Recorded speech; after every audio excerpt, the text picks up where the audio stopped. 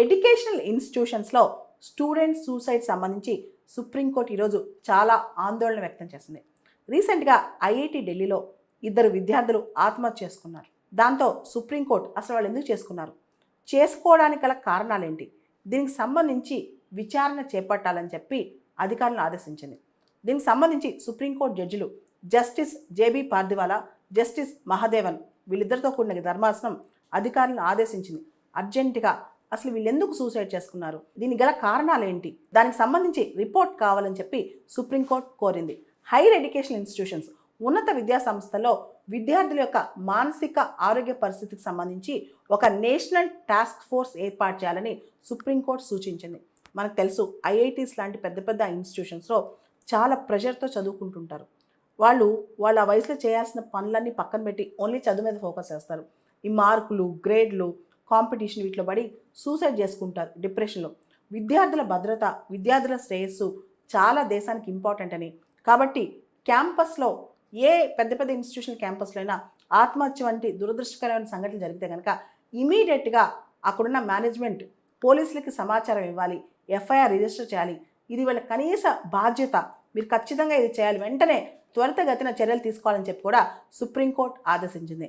ముఖ్యంగా విద్యార్థుల్లో చాలా డిప్రెషన్ కానీ, ప్రెషర్ కానీ, మానసికమైన కుంగుబాటు కానీ ఇలాంటివి తగ్గించడానికి రకరకాల కార్యక్రమాలు, ఎక్స్ట్రా కరికులర్ యాక్టివిటీసు, సమాజం పట్ల అవగాహన, అంతేకాదు ప్రత్యేకంగా వాళ్ళ కౌన్సిలింగ్ సెంటర్సు ఇవన్నీ స్టార్ట్ చేయాలని, ఇటీవల కాలంలో ఎగ్జామ్ ప్రెషర్స్, రకరకాల ప్రెషర్స్ వల్ల తీవ్రమైన ఒత్తిడికి విద్యార్థులు గురవుతున్నారని, మానసిక సమస్యలు వాళ్ళు ఎవరితో చెప్పుకోలేకపోతున్నారని, అలాంటి టైంలో వాళ్ళకి ఎవరు సపోర్ట్ లేకపోవడం వల్ల ఆత్మహత్యలు చేసుకుంటున్నారని, దానికి సంబంధించి అసలు ఎందుకు సూసైడ్ చేసుకుంటున్నారు, ఈ ఆత్మహత్యలు గల కారణం ఏంటి, సరైన కారణాలు ఎతికి దాన్ని అడ్రస్ చేయాలని చెప్పి కూడా సుప్రీంకోర్టు చెప్పింది.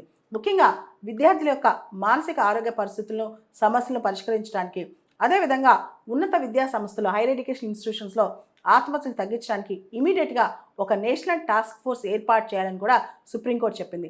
ఎడ్యుకేషన్ ఇన్స్టిట్యూషన్స్లో స్టూడెంట్ సూసైడ్ నివారించడానికి ఈ నేషనల్ టాస్క్ ఫోర్స్ అనేది 10 మంది సభ్యులతో ఏర్పాటు చేయబోతున్నారంట.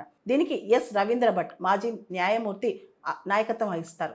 అయితే ఆల్రెడీ ఎగ్జిస్టింగ్ రెగ్యులేషన్స్ ఏమున్నాయి, దీనికి సంబంధించి ఎగ్జిస్టింగ్ రూల్స్ ఏమున్నాయి, ఇన్స్టిట్యూషన్స్ స్టూడెంట్ సూసైడ్ సంబంధించి ఎలా వర్క్ చేస్తున్నాయి, ఫస్ట్ వీటి గురించి స్టడీ చేస్తారు. తర్వాత అసలు ఇప్పుడు ప్రస్తుతం విద్యార్థుల ఆత్మహత్యలు ఎందుకు పెరుగుతున్నాయి స్టడీ చేస్తారు. దానికి సంబంధించి కంప్లీట్ రిపోర్ట్ తయారు చేసి తగిన సూచనలు ఇస్తారు. ఇవి నివారించడానికి తగిన సూచనలు ఇస్తారన్నమాట. ఇదంతా కూడా ఈ నేషనల్ టాస్క్ ఫోర్స్ పని. National crime records bureau data ప్రకారం 2013లో భారతదేశంలో విద్యార్థుల ఆత్మహత్యలు దాదాపు 6,654 ఉండేవి. ఇప్పుడు అది 2022కి వచ్చేసరికి దాదాపు 13,000 అయిపోయింది. అయితే 2013 నుంచి 2022 వరకు 1,00,000 మంది స్టూడెంట్ సూసైడ్లు.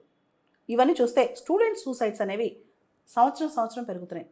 ఎడ్యుకేషనల్ ప్రెషర్ కూడా అంతే పెరుగుతుంది, క్రూయల్ కాంపిటీషన్ కూడా అంతే పెరుగుతుంది.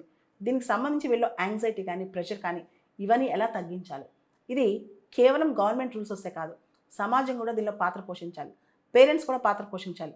అదేవిధంగా అందరూ ఐఐటీసు, అందరూ నీట్ ఎగ్జామ్సే కాదు, రకరకాల ఫీల్డ్స్ ఉన్నాయి, అవి కూడా ఎంకరేజ్ చేయాలి.